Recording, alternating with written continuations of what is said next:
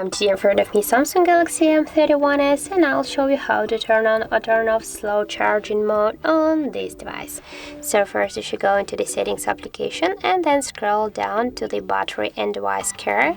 Now just tap here on the battery section and go into the more battery settings. Here, just as can you see, we got the fast charging mode. This mode is activated now, and just if you want to turn on the slow charging mode, you just should disable the fast charging.